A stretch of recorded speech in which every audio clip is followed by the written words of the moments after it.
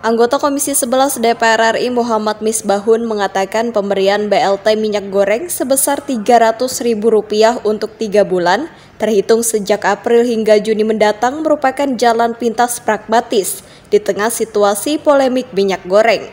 Ia pun mengimbau agar solusi yang sudah dibuat oleh pemerintah ini nantinya tidak menjadi beban bagi masyarakat, sehingga pemerintah juga dapat mengevaluasi apakah kebijakan tersebut perlu dilanjutkan atau cukup hanya 3 bulan saja. Selain itu, pemberian subsidi upah pun dinilai sebagai bentuk kehadiran negara di tengah kenaikan harga-harga kebutuhan pokok. Hal itu dilakukan demi menjaga momentum kebangkitan ekonomi dan mempertahankan daya beli masyarakat. Ini adalah situasi jalan pintas dan pragmatis sebagai shortcut terhadap segala permasalahan minyak goreng. Ini adalah opsi terbaik yang harus diambil oleh pemerintah. Opsi terbaik, karena apa? Menjelang Lebaran, situasinya puasa menjelang Lebaran, mau tidak mau pemerintah harus menyelesaikan permasalahan minyak goreng. Dan keputusannya melalui sidang kabinet kan melalui BLT. Dan ini adalah sebuah cara untuk keluar dari situasi itu. Sebagai pendukung pemerintah, kami melihat situasi ini memang harus ada jalan keluar.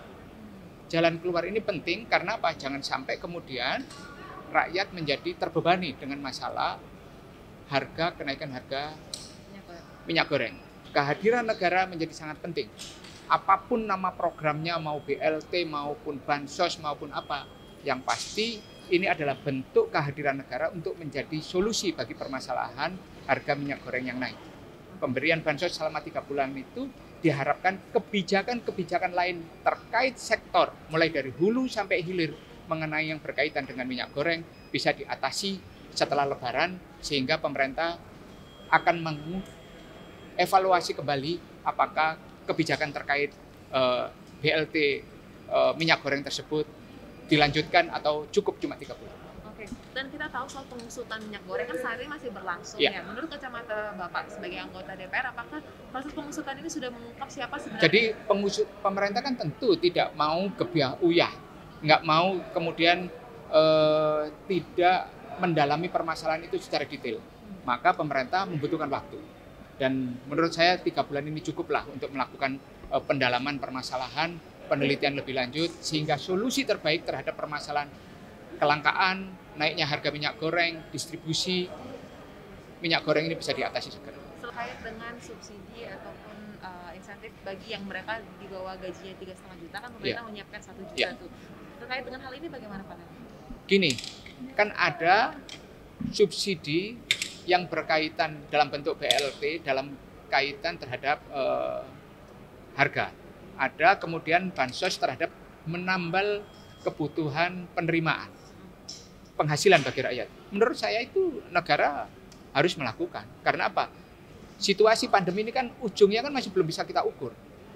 Ya kan? Ujungnya belum kita ukur untuk mengatasi apa?